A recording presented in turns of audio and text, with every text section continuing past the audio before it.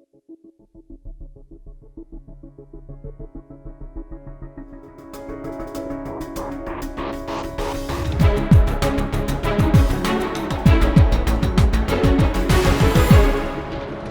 do you feel about the coronavirus at the moment, and what's it been like for you as a CEO, but also as an individual? Obviously, it's very hard to separate the CEO from the individual, because in the end of the day, you're living in one body, or you try to live in one body, and typically it's a 24/7 role. Even in your dreams, you tend to solve or run meetings.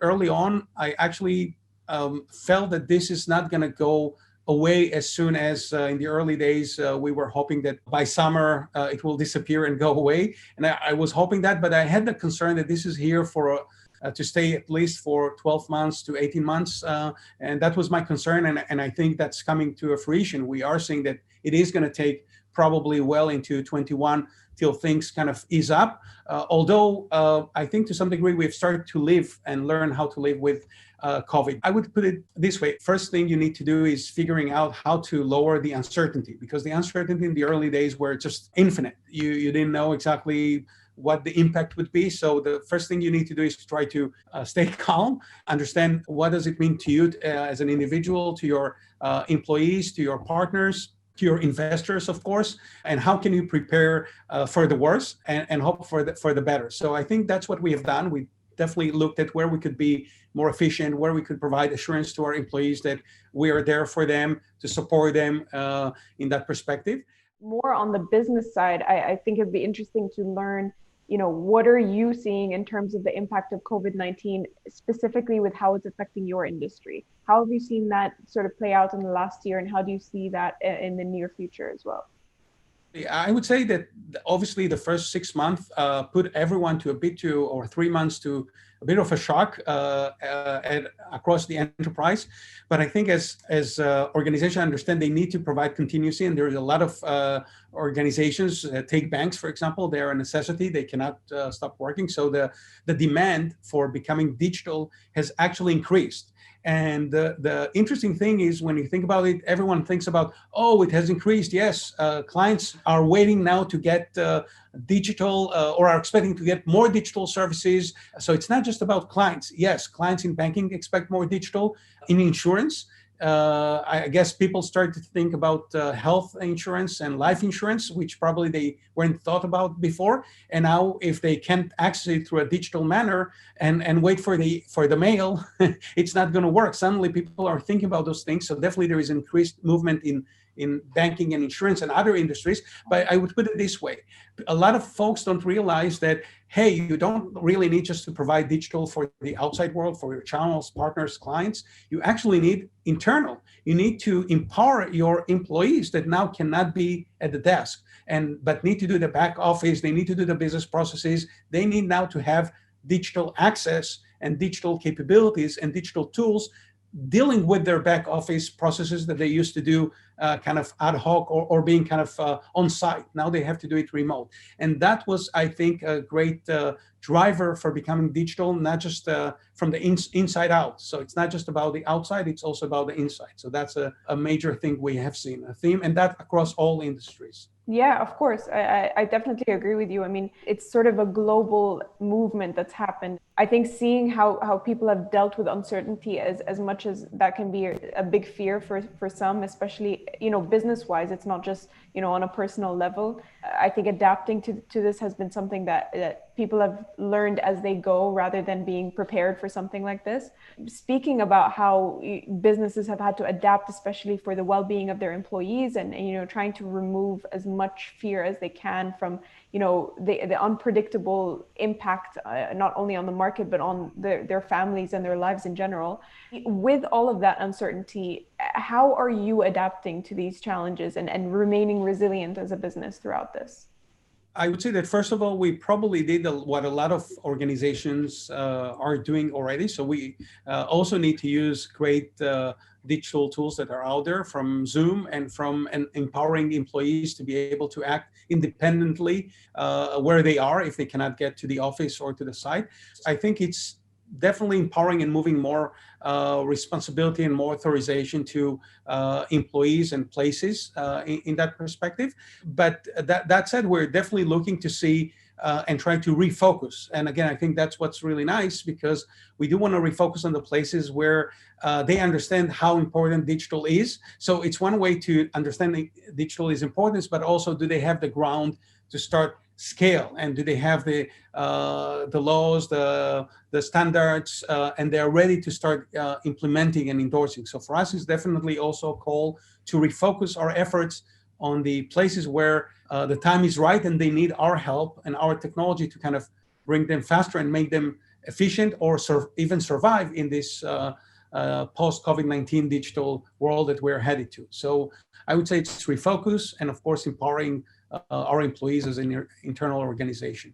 Yeah, and I think I just want to touch on one of the points that you mentioned, which is, using Zoom and all these different video conferencing just to be able to communicate and keep the business flowing is such a huge change, especially since we never used to do that. Face-to-face communication was always the go-to way to do business. So there have been so many businesses around the world that have, I would say, capitalized on the opportunities that have been brought forward by the pandemic. And I definitely feel that, given how the UAE has had to, in a way, move towards digital transformation as well, to really keep up with everything that's been happening. There are a lot of measures that have been taken to make sure that the market is still staying healthy and moving forward, and seeing how the UAE is in the recovery phase right now. How would you say OpenLegacy is helping to fight the crisis? And how do you feel that moving into the UAE right now, that you will support the recovery of the market as well? First, I would mention that another important thing that I definitely see post-COVID or with COVID-19 is the fact that a lot of enterprises that were a bit more conservative about working remote or allowing ability to kind of access their technologies and other technologies remote, it was like a taboo, a big no-no. You have to be on site, you have to do it. The COVID-19 actually forced even a bank, and I'm taking bank because that's the most highly regulated and the most sensitive in terms of opening up or endorsing technologies via remote kind of channels. So for us, definitely that opened the door that to continue the discussions and our ability to help. So a lot of clients we've actually helped by not even coming on site, really installing the software remote, guiding them, helping them, getting the access to some of their systems in a secured manner so we can help implement and guide them. So I would say that the fact that more and more organizations, and definitely even in the UAE, that was maybe ahead of the curve also in this manner, and thought about how they need to become digital even before COVID-19, and they understood that despite the habit to come on site and do everything in person, the realization that you need to do things and leverage technologies. Obviously, there's no substitute for the human touch and the human getting together for driving business. That's not going to go away, I believe, in the future. But definitely where there is a place to be more efficient and to cut costs or drive to solutions faster via remote or via digital, there's no reason why not to do it. And I think the UAE kind of realized that even before COVID-19. So for us, I think we fit perfectly because we can help in our technology, although we touch kind of the core and we bring kind of the technologies deep into the enterprise that I've described, we are still able to do it remote in a secure fashion. So we can work with different organizations throughout the region and definitely in the UAE. And of course, if we need to, we can also come on site now that things are easing up a little bit and we're very close by. And we do have partners and operations already in several countries nearby. We can definitely help implement the technology and accelerate. And maybe the one thing that I didn't mention or didn't stress, for us, it's already a no-brainer, but our clients are always amazed when we come in and they say, it's too good to be true. How can you accelerate something that we have been doing for 6 months or 9 months for a single digital process? And now it's going to take us 3-4 years to bring many processes to the digital. How can you do it now in a day per service? So for us, that ability to drastically accelerate that and show that very quickly is something that I think many companies in the UAE could benefit, and definitely we're looking forward to bring that Great. capability. Yeah, definitely. We look forward to that. Do you have any realizations from the crisis that you think would be beneficial for our viewers? So I would say on the personal note, just stay the course. For us, lucky that have got so far, and hopefully everyone who's watching is in a good state and their families. We just have to be optimistic. I think the worst or the bad is behind us. Definitely looking at vaccination coming soon. Also in our country, this is something that we're developing, and we are hoping that we will be able to bring to the region. So definitely, I'm very optimistic, and all I can say is just to try and think positive.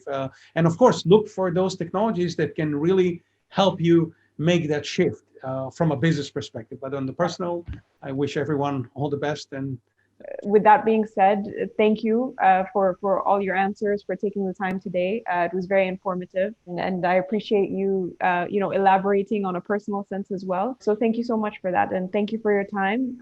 And we look forward to speaking very soon.